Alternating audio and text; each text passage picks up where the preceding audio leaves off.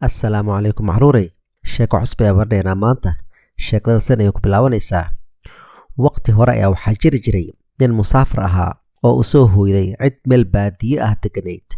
Wuxuu ninka u sheegay reerka martida u ahaa inuu u socdo meel aad u fog. Ciddii abareerkii ayaa u keenay ninkii safarka ah sariir uu ku seexdo.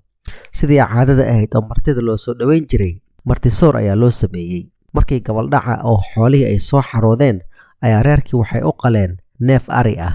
Si fiican ayaa loogu kariyey, waana loo keenay hilibkii oo dhan iyo caano badan.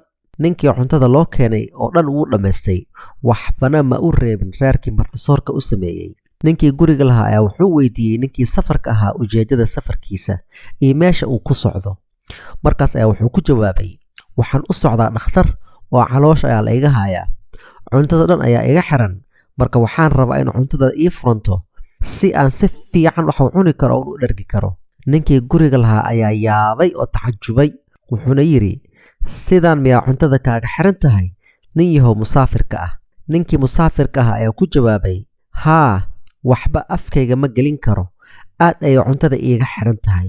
Markaas ayaa ninkii guriga lahaa wuxuu ku jawaabay, waxaan kaa codsanayaa in aadan na soo marin marka dhakhtarka cuntada kuu soo furo oo aad soo laabato. Ninka guriga lahaa oo aad u yaaban ayaa hadalka wuxuu u sii raaciyey, ninkan oo hal ari kaligiisa dhammaystay markii la soo daaway uu soo laabto wuxuu cuni doonaa 10 ari, 10 neef, xataa waxba ma u tari doonta ninkan. Caruurey, casharka sheekada ku jirta ayaa waxay tahay in aysan fiicneen in qofka uu noqdo qof dhuuni ah.